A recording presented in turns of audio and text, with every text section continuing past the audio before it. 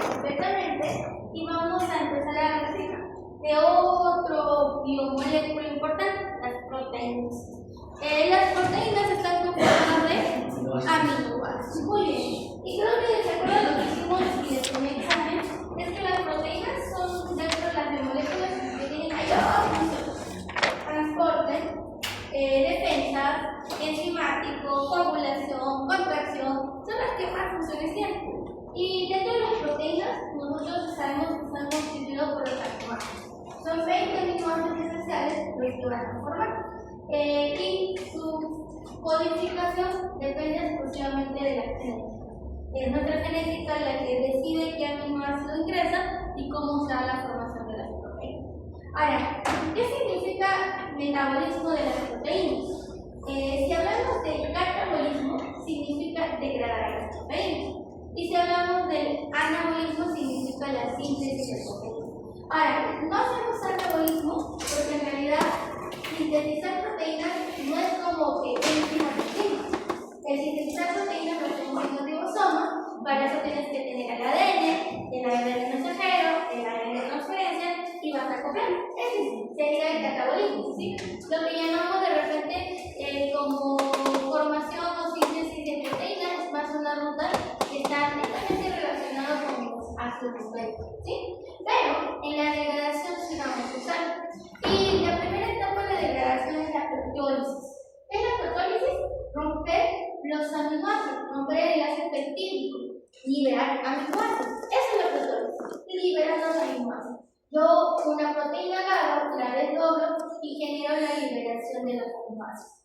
Pero en el ser humano muy poco se hace así, porque la estructura de las proteínas se mantienen fijas porque somos estructurales. Los aminoácidos libres se hay en abundancia. Entonces no confundamos, lo que vamos a trabajar como catabolismo de proteínas en el catabolismo de los aminoácidos.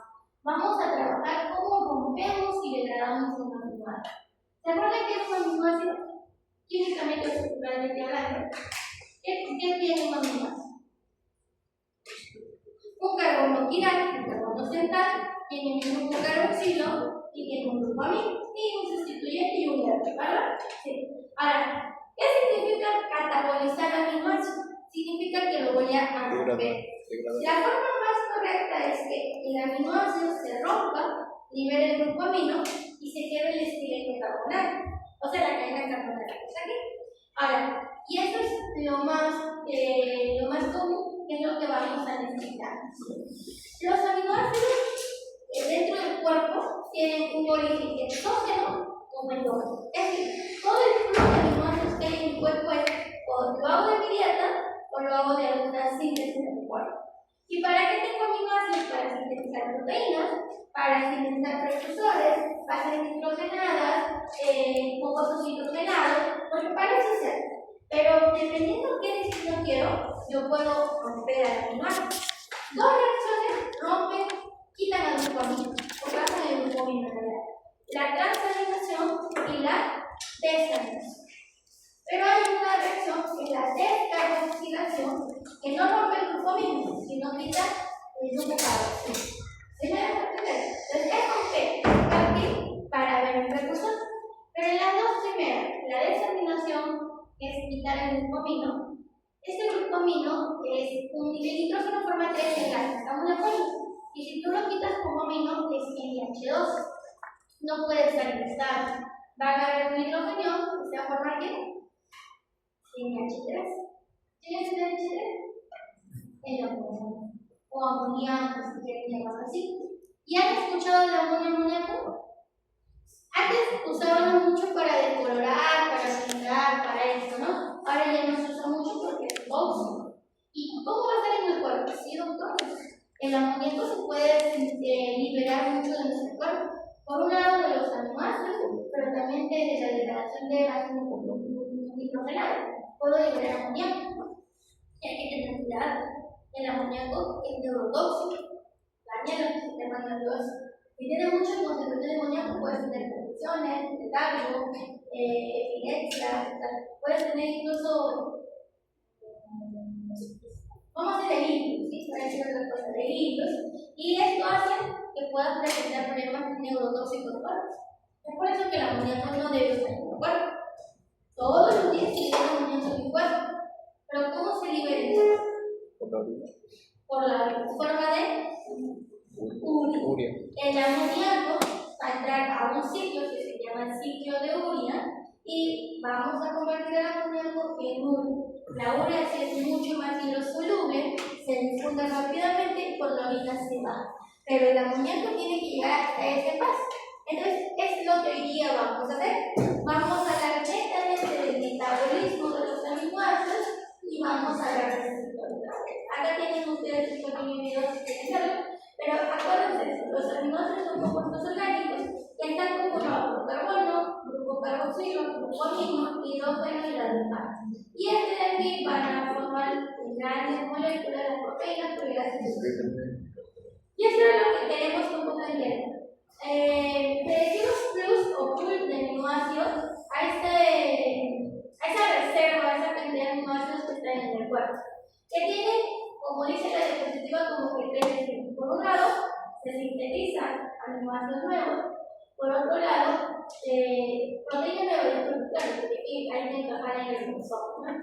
Por otro lado, son los que participan en la formación de compuestos nitrogenados y por otro lado trabajan en el catabolismo, en su degradación.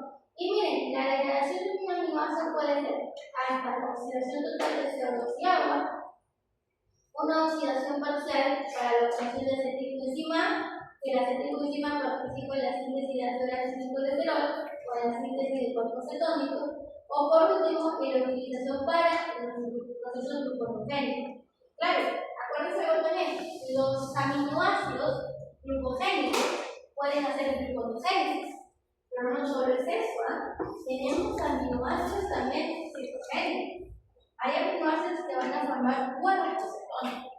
Entonces, acuérdense, los aminoácidos del cuerpo que vienen o de la dieta o de la degradación tisular, estos van a tener varios destinos. Como lo decimos, una de las más importantes es formación de nuevos aminoácidos, o sea, nuevas proteínas, mejor dicho.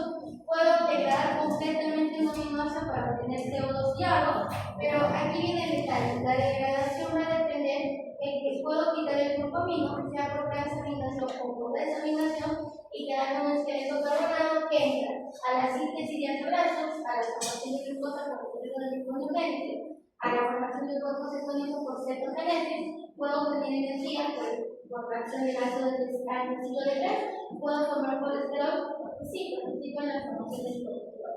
Entonces, este esqueleto carbonado tiene varias funciones para poder trabajar, mientras que el grupo amino en forma de amoníaco solamente se da en forma de agua, ¿sí? Que es una de las partes importantes que vamos a ver. Ahora, y aquí tienen otra imagen, ¿no? El aminoácido es o de la dieta o de las proteínas corporales. Estos aminoácidos van a ir por un lado a ser derivados, por ejemplo, de la compuesto molecular, formación de nucleótidos, neurotransmisores, bueno, glutamina, creatina, por ejemplo, ¿no? Pero cuando tú quieres degradar, vas a liberar el grupo amino y vas a quedarte con el esqueleto carbonado. El destino del grupo amino es el ciclo de urea, es solo formar urea para hacer el cristal. En el caso del cuerpo del esqueleto carbonado, por un lado es degradarlo completamente hasta CO2 y agua, que es lo que vamos a ver ahora, o por otro lado, este esqueleto carbonado formar glucosa, es decir, hacer gluconeogénesis, o por otro lado, este esqueleto carbonado formar acetilcoenzima, y si forman acetilcoenzima puede ser cuerpos cetónicos, de la formación de ácido gráfico o la formación de colesterol. Una clara parte, ¿verdad? Pero, sí, tienes unas varias rutas de trabajar. Y eso es lo que la otra semana vamos a hacer. Vamos a hacer integración, vamos a analizar qué puede pasar. Pero miren, acuérdense esto. Yo degrado un aminoácido y su esqueleto que queda, puedo degradarlo completamente. Lo puedo usar para formar glucosa, lo puedo usar para formar acetilcoenzima. Y en esta imagen quiero que vean, esta acetilcoenzima tiene varios destinos. Puede si quieren poner ciclo de 3 acá. Agrégalo al ciclo de 3, porque es cierto, acetilcoenzima es el ciclo de 3. Pero forma cuerpos cetónicos, forma grasa, forma colesterol. Ahora, este es el destino que puede tener el lugar. Ahora, ¿qué es el catabolismo? Lo dije hace un momento, degradar en la cadena carbonada, filtrarlo con el esqueleto carbonado y liberar el grupo amino. aquí. Y dentro de la cadena carbonar, es decir, lo que queda, tenemos varios destinos. Por un lado, de repente va a requerir a la vitamina B8 y a la vitamina B9 para trabajar como coenzima, y la degradación se puede dar de diferentes maneras. Miren, aquí la ruta de la degradación de los 20 aminoácidos principales convergen en la formación de metabolitos que son parte del ciclo de Krebs o que pueden ingresar. Y aquí tenemos acetilulato, acetilcoenzimas, acetilglutarato, fumarato, acetato, acetilcoenzima. Una de las condiciones, acuérdense, una opción de la del directo es entrar al ciclo de Krebs. ¿Sí? Aquí si quieren agreguen el ciclo de Krebs. ¿Por qué? Porque cuando tú degradas, por ejemplo, clonina, lisina, alanina, glicina, formas igual. Por ejemplo, si degradas triptófano, tirosina, fenilalanina, formas acetilcoenzima. Por ejemplo, si degradas aspirina, clorina, histamina o glutamina, formas glutamato. Y el glutamato se forma una acetilglutarato. Si regalas valina, metionina, clorina, formas acetilcoenzima. Si regalas tiroxina, fenilalanina, formas fumarato. Si regalas aspartato, asparagina, formas oxalacetate. Quiero que vean. Estos son los aminoácidos. Sus rompes, quitas el grupo amino de estos aminoácidos y los productos que se obtienen pueden participar en ingresar al ciclo de Krebs. Por ejemplo, algo que controlar el ciclo de Krebs. Piruvato se convierte en acetilcoenzima o en oxalacetato, ciclo de Krebs. ¿Me dejan entender? Entonces, esta diapositiva es que uno de los destinos de las cadenas carbonadas es que pueda generar ciclos de Krebs. Ahora, ¿cuál es la diferencia en los colores? Que los que ustedes están de verde son los únicos aminoácidos cetogénicos que hay. Es casi lo que voy a preguntar porque son los que están chiquitos, ¿no? Quiere decir que la lisina y la leucina no entran en ciclo. La lisina y la leucina forman acetilcoenzima, pero para hacer cetogénesis. ¿Sí? Mientras que los que están de morado entran tanto para el ciclo de Krebs como para cetogénesis. Y los que están de naranja, morado, rojo intenso, oscuro, este color, son aquellos que simplemente son glucogénicos, es decir, ciclo de Krebs. ¿Se entendió ahí la diferencia? Muy bien. Ahora, ya que dice, bueno, si en los tejidos extrahepáticos hay un excedente de aminoácidos, las cadenas carbonadas usarán como fuente de energía que van a ingresar al ciclo de Krebs o para sintetizar otra molécula. En el caso del hígado, normalmente está estimulado por glucagón, se utilizará los aminoácidos para la síntesis y exportación de glucosa. O sea, en el hígado casi siempre para hacer gluconeogénico, ¿sí? Y formación de cuerpos cetónicos, pueden ser glucogénicos y citogénicos. Ahora, aquí está ya el otro que se utilizan cetogénicos, glucogénicos, recuerda que estos son dos. Y si no son solamente cetogénicos. Y aquí tienen lo mismo aquí, solo que están en distintas posiciones por ahí. Ahora, pero para que pase esto, para que se utilice el ciclo de Krebs, y hemos enfocado las primeras diapositivas en el ciclo de Krebs, porque quiero que de una otra manera que lo vean es energía, porque al final de parte de que hemos dicho, los músculos también dan energía. Un gramo de proteína forma 4 kilocalorías. Entonces, teniendo esto en cuenta, hemos enfocado a que estos aminoácidos van a ser precursores de energía, es ciclo de Krebs. Pero para que esto suceda, lo primero que necesito es sacar algún amino. Entonces, para hacer esto de aquí, lo vamos a hacer en realidad por dos procesos. Yo les he mencionado tres: desaminación, transaminación y descarboxilación. Pero, si hablas del grupo amino, solo existen dos reacciones que trabajan en el grupo amino: la desaminación y la transaminación. Diferencia: la transaminación le quita el grupo amino de este aminoácido y se lo da como alfa cetoasa. Transfiere. La desaminación libera. ¿Sí? La desaminación libera el grupo amino y deja amino y esqueleto carbonato.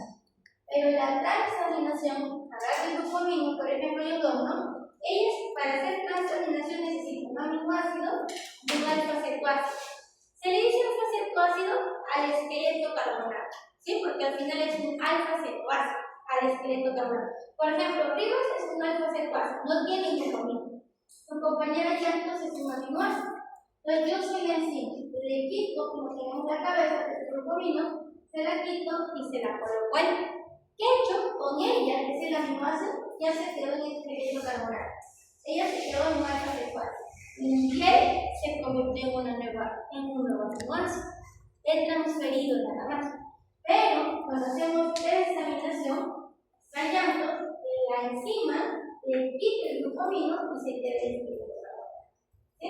Es lo que vamos a trabajar. En ambos casos tenemos al esqueleto carbonado, que es lo que yo necesito. Y este esqueleto carbonado puede entrar a oxidarse completamente para obtener CO2 agua, puede formar glucosa por la ruta de la gluconeogénesis, o puede formarse en una molécula de tercero, puede formar por ejemplo ácido graso. Y comencemos entonces. El grupo amino. Eliminar el grupo amino es importante, pero acuérdate, el grupo amino no puede excretar ni un amonio hacia la sangre ya que es la toxicidad. ¿Qué pasa? En los tejidos, incluyendo el músculo, el glutamato incorpora el grupo amino para formar la glutamina y gracias a la glutamina sintetasa, y esta después se libera en sangre y es excretada por el hígado. En el músculo, cuando hay ejercicio muy intenso, esto se va a liberar en forma de alanina, para tratar de evitar que se produzca amoníaco, ¿no? Y en el caso del ayuno prolongado a nivel del músculo, esta va a degradar los aminoácidos ramificados y exporta aminoácidos para que el hígado obtenga las cadenas para hacer gluconeogénesis. Y ahora, si hablamos del catabolismo general, que son tres procesos: transaminación, desaminación, descarboxilación. Profesora, ¿por qué este no lo mencioné antes? Porque este no trabaja en grupo amino, este trabaja en el grupo carboxilo. Le quita el grupo carboxilo al aminoácido. ¿Sí? Esa es la diferencia. Transaminación. ¿Qué cosa es transferencia? Nunca hablo tanto. Yo solo lo he pero no solo responder, mucho. Muy cuidado, vamos. Vamos a hacerlo algo cortito y como la práctica trata de esto, en la práctica ya les pongo de repente un video para que se profundice más la desaminación y la transaminación. ¿Sí? En realidad, lo que ustedes ven aquí es un poco de, digamos, de cómo se hace la reacción global. Pero si nosotros analizamos bien, hay una ruta mucho más detallada con la enzima. Por ejemplo, ¿no? La enzima, la que se une a la PLP, así muy sencillo. Vamos a explicar primero qué cosa consiste. La transaminación se da la transferencia del glucamino, como lo dije, de un aminoácido de un aminoácido, le quito el glucamino, se lo doy un alfa-cetoácido y lo que forma es que este alfa-cetoácido se convierta en un nuevo aminoácido y este aminoácido se quede en un alfa-cetoácido. Eso es, ¿sí? Y para hacer la transaminación, yo voy a usar dos enzimas que existen, que son las aminotransferasas, la ST y la LT, el aspartato aminotransferasa o la alanina aminotransferasa, antes conocidas como TGO y TGP. ¿Sí? Porque al final le hemos cambiado el nombre porque en realidad es una transferencia, pero es una transaminación. Pero antes decíamos TGO y TGP. Ahora, una primera cosa, es una reacción reversible, para un sentido. Segunda cosa, trabaja en el carbono alfa, o sea, en el carbono alfa tiene que estar el glucamino. Quiere decir que un aminoácido beta no funciona, tiene que estar un alfa aminoácido, ¿sí? Segunda cosa, para que las transaminasas o las aminotransaminasas funcionen, tiene que haber fosfato, vitamina C. Tiene que haber, sí o sí, si no, no funciona. ¿Qué va a suceder? La enzima, la aminotransferasa, la LT o el ACT, en realidad se une por el enlace covalente a la PLP. Eso es lo que nos pasa. Esa es la primera generación. Una vez que se unen, hay una atracción magnética para romper el enlace amino. El enlace amino, en realidad, donde se va es a esta enzima, unida con la PLP. Y esta enzima se transforma, ya no en PLP, sino en PMP, en piridosoma, así se llama. Y esta de aquí, o sea, el grupo amino lo tiene el enzima, ¿sí? Junto con la piridosoma, el PMP. Y después, en la segunda etapa, se le da a la alfa-cetoasa. Y de tal manera que se libera la enzima y el péptido. ¿Sí? Y ahí tenemos al nuevo aminoácido formado. Esa es como una reacción más compleja. Si ustedes ven aquí en la imagen, solo aparentemente te dice, ¿no?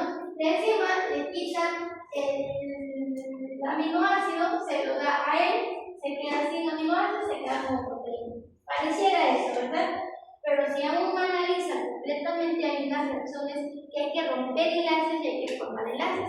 Lo primero que tiene que aparecer es este enlace covalente entre la amina y la pidilofosfato. ¿Sí? Pidilofosfato. Si no, no trabaja.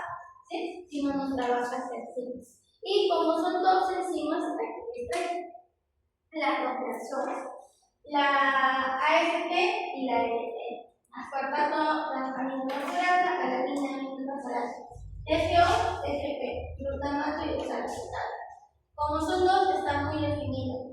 En este caso, para la ST, el aminoácido es el aspartato, el alfa-cetoglutarato, es el esqueleto carbonado. Una vez que reacciona, formas oxalacetato y glutamato.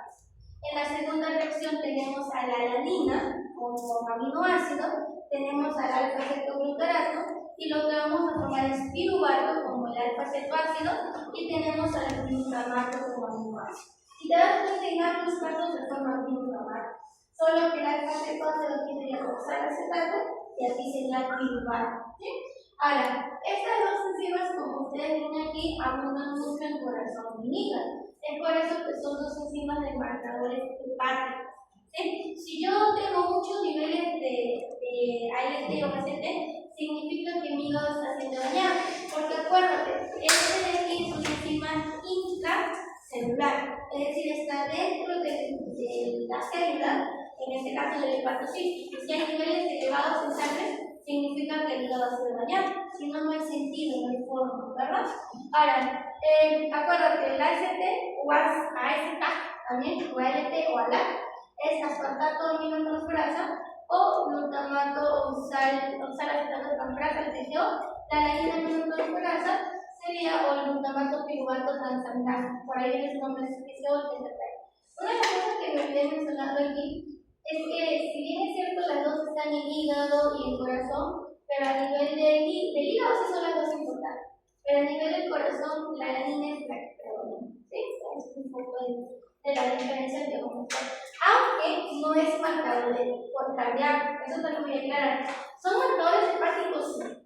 Las aminotransferasas sí son marcadores hepáticos. Ustedes los niveles están altos, dices que están en el pero no son cardíacos. Lo que pasa es que cuando hay un daño en el corazón, en las primeras horas se aumenta, pero de ahí se normaliza.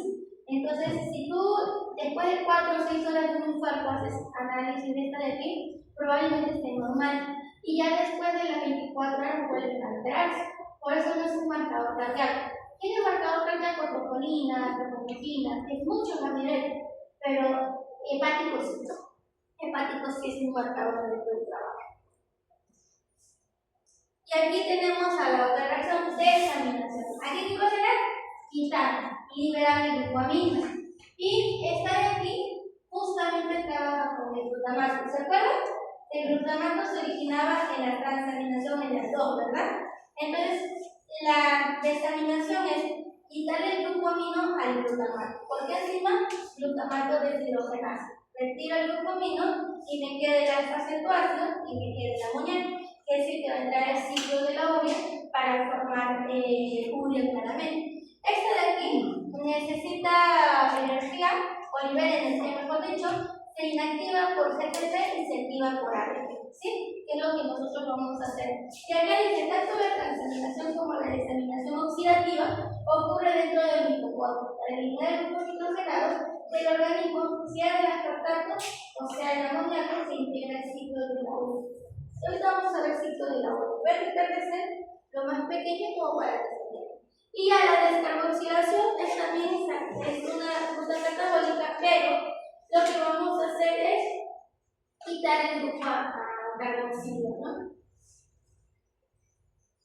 Muy bien, dice oxidorivado, porque cualquiera lo puede hacer, terminando de forma aminobiógena, ¿no? Y lo es importante porque vamos a tener los neurotransmisores, la molécula del enamoramiento, las hormonas, un poco creo que en la lista de forma. Y la descarbonización es una reacción donde se elimina el grupo carboxilos y se libera el dióxido de carbono, ¿no? Aquí tienes tú, mira, te quito por la descarboxilasa, libero de aquí, y lo que voy a tener como residuo es CO2, y este residuo nitrogenado es una amina, que es al final puede formar hormonas, puede formar neurotransmisores o inmunomoduladores. Es todo lo que ustedes ven, ¿no? Lo que vamos a ver. Y ahora, una de las cosas en este tema son dos cosas importantes. Les creo que la práctica de esta semana o de la siguiente semana, no me acuerdo mucho. Pero algo que van a ver mucho es glutamina y alanina, que son dos rutas muy importantes. En el caso de la glutamina, tenemos esto, ¿no? El glutamato, por la glutamato sintetasa, ¿esto cómo se llamaba? ¿Cómo se llama? Desaminación. La desaminación formaba glutamina. Y la glutamina, por la glutaminasa, se convierte en glutamato. O otra vez se forma en glutamato. Pero en este caso, esta reacción se da a nivel, por ejemplo, de los tejidos para incorporar el grupo amino. Mientras que esta reacción se da en el hígado y en el riñón para liberar el grupo amino. Es para liberar el grupo amino. ¿Sí? Ahora, en el caso de la alanina, normalmente este se llama el ciclo de Krebs, ¿sí? Es formación de alanina. El ciclo de Krebs es formación de lactato, también es entre músculo e hígado, pero en el caso de la alanina es músculo y hígado por el ciclo de Krebs. Entonces, ¿qué vamos a tener? Miren esto, en el músculo, los aminoácidos, las proteínas del músculo se convierten en aminoácidos, liberan el grupo amino, que puede convertirse o puede estimular la liberación del glutamato. Glutamato por la alanina, hasta con una transaminasa, vamos a convertir el piruvato con la glutamina en alanina. Esta alanina sale a la sangre, ingresa al hígado, la alanina de una masa glutarato, otra vez por la alanina aminotransferasa, se convierte en piruvato y en glutamato. Glutamato ya lo hemos visto en el hígado, acuérdense, glutamato en el hígado se convierte en desaminación. Aquí está la desaminación, mira, el glutamato en el hígado desamina, libera amoníaco en forma única, pero el piruvato se convierte en glucosa por la gluconeogénesis. Esta glucosa sale de sangre y entra al tejido para que sea la fuente de energía. Se degrada, se libera el piruvato y la degradación de aminoácidos convierte de nuevo en alanina. Es esto de acá, ¿no? Ahora, y esto es un poco de integración. En el caso de la mayoría de tejidos, utilizamos el glutamato. Glutamato por la glutamina sintetasa formamos glutamina. Entra al hígado, esta glutamina por la glutaminasa se convierte en glutamato. En el caso del músculo, los aminoácidos se degradan, hacen desaminación y liberan glutamato, y este glutamato con el alfa-cetoglutarato se forma alanina. Y con el piruvato en realidad se forma alanina, la alanina ingresa, la alanina puede formar piruvato y glucosa para que se vaya, o puede también entrar al ciclo de la leche, ¿sí? Y en resumen, por decirlo así, el catabolismo de aminoácidos en el hígado recibe o sintetiza gran cantidad de alanina y glutamina. Claro, porque dependiendo del músculo. Acuérdate esto, esta alanina y esta glutamina es por la degradación de los aminoácidos en el tejido y en el músculo. ¿Sí? Entonces, en el hígado va a ocurrir, por un lado, la examinación, la alanina se convierte en glutamato y piruvato, la glutamina se convierte en glutamato, el glutamato se hace una desaminación, se convierte en alfa-aceto y libera amoníaco, y en este caso el aspartato, bueno, el glutamato o el acetato forman una transaminación y liberación. ¿Sí? Y aquí venimos, el origen de los aminoácidos, se utiliza para sintetizar proteínas, para sintetizar compuestos no proteicos o para producir energía. Y se ve la discusión de energía porque claramente estamos hablando de romper por desaminación o por transaminación. Y aquí tenemos esto, lo mismo, ¿no? Que tiene que estar conectado directamente con el ciclo U3 y el ciclo de la U. Igual, los aminoácidos forman nucleótidos, porfirinas, neurotransmisores.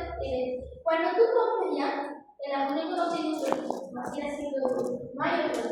Pero en el esqueleto carbonado sí tiene varios orígenes, por glucosa, por grasas, por clorofiltriceidos, formar ciclo de la U, el ciclo de 3 gluten, o también formar cetogenes, propocetones, también tienen ese origen, ¿sí? Pero el grupo amino siempre es amoníaco, tiene que ser en el hígado en forma de urea para que vaya al riñón y se vaya por la urea, ¿sí? Ahora, y esta es una de las partes importantes que vamos a ver, cómo es que trabaja el ciclo de la urea y qué es lo que hace. Acuérdense algo, el amoníaco es una base relevantemente fuerte que podría generar un cambio en pH primero, pero a nivel de, digamos, de suelos fisiológicos también formar ion amonio, que son tóxicos y sobre todo a nivel de daño. Miren, acá dice, puede generar toxicidad en el cerebro, confusión, letargo y algunas ocasiones como igual. Los valores van entre 15 a 45. Ahora, pero el amoníaco, ¿de dónde se obtiene? De los aminoácidos. Primero se hace una transaminación y después una desaminación que se libera el amoníaco, pero también deben recordar que se obtiene de la descomposición de bases nitrogenadas. Por ejemplo, de la flora bacteriana también se obtiene amoníaco. Eso también hay que tenerlo en consideración. Y para liberar el amoníaco, el ciclo de la urea. Muy cortito para no quedarnos con tema pendiente. El ciclo de la urea son en total 5 reacciones químicas, serán 2 a nivel mitocondrial y 2 a nivel citosólico. Miren, empiezo por aquí. La primera reacción es el amoníaco, o sea, el primer nitrógeno de las. Miren, el ciclo de la urea tiene 2 grupos amino. Miren acá, este ciclo de la urea, 2 grupos amino y un grupo carbono. El primer grupo amino será a nivel mitocondrial. En el nivel mitocondrial tenemos al bicarbonato, que se une al bicarbonato que se une al amonio y va a usar energía y va a formar al carbomoil fosfato. La enzima es carbomoil fosfato sintetasa 1. Este carbomoil fosfato, miren acá, este carbomoil fosfato tiene el grupo amino, tiene el grupo carbonilo, pero tiene el grupo fosfato. Por segunda se va a unir a la ornitina y va a formar la citrulina. La citrulina sale del mitocondria, llega al citosol y la citrulina se va a unir al aspartato y va a formar la quinosuccinato. Miren chicos, hasta aquí había solo un grupo amino que venía del amoníaco.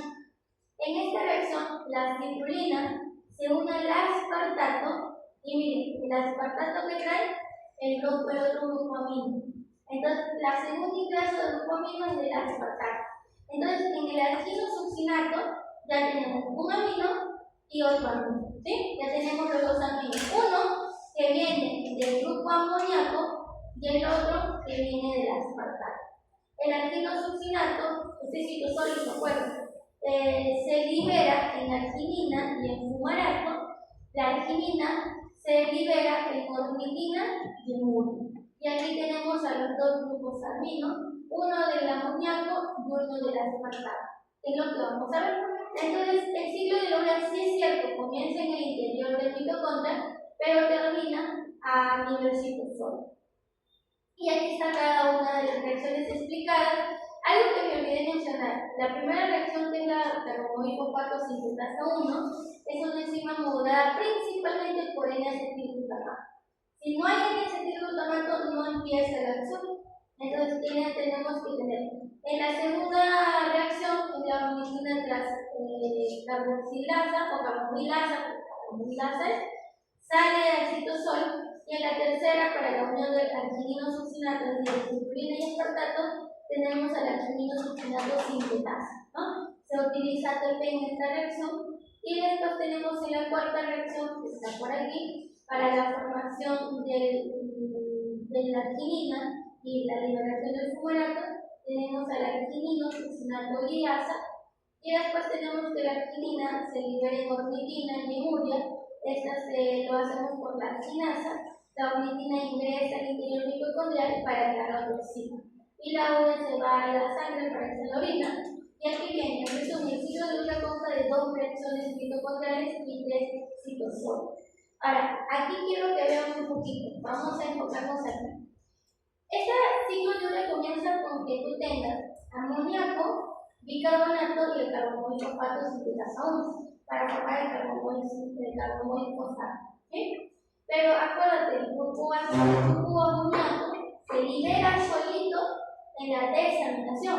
Y acá dice, pues, el glutamato extrahepato, quiere decir que la periferia y la glutamina ingresa a nivel mitocondrial, a nivel del carcito, y por la glutaminasa se libera el amoníaco y el glutamato. ¿Sí? Ahora, aquí están los aspartato aminotransferasa, pero miren, un oxalacetato con un aminoácido va a liberar el cuerpo cetónico y el grupo, el aminoácido y el alfa-cetoasa. Y este es el glutamato, el que después hace una desaminación y se obtiene el amoníaco. O sea, si yo te lo analizo, la transaminación no libera mucho, solo mueve, pero la intención es mover y formar glutamato, porque la desaminación usa el glutamato para formar amoníaco. Entonces, uno hace esto para la formación del glutamato, y el glutamato es el que hace desaminación y libera el hormona. Ese es un poco del circuito que nosotros vemos. Este es el, digamos, el balance final, y esto es lo que tenemos que entender. El acetilcoenzima se produce el glutamato por la N-acetilglutamato y forma N-acetilglutamato. Este N-acetilglutamato activa a la carbonfosfato. Si no hay glutamato, nada. Por eso es necesario servir como el propio glutamato. Ahora, ciclo de Krebs y ciclo de Urea están conectados, sí, doctores, desde muchos puntos de vista. Vamos a analizar uno. Ciclo de Krebs, dentro de su liberación del oxalacetato se forma aspartato.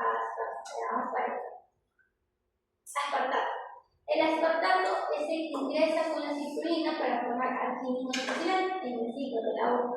Ahora, pero aquí el alquinino-succinato se desdobla en fumarato y en alquinino. El fumarato se convierte en malato, malato es el acetato, con 30 mitocondrias, y oxalacetato entra en el ciclo de Krebs. Es también el propio malato y el propio fumarato. Son estas sustancias, sobre todo el aspartato, el oxalacetato, malato y fumarato, los que pueden conectar al ciclo de Krebs con el ciclo de la uva. Aquí estamos hablando de ambos ciclos, netamente energético del ciclo de la urea no es tanto, sino al contrario, se consume ATP.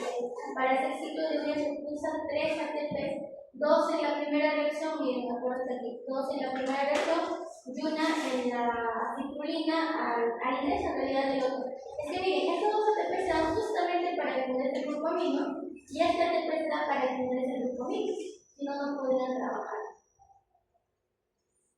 Y aquí tenemos digamos, un destino de combustible entre el ciclo de Krebs y la conversión de los aminoácidos.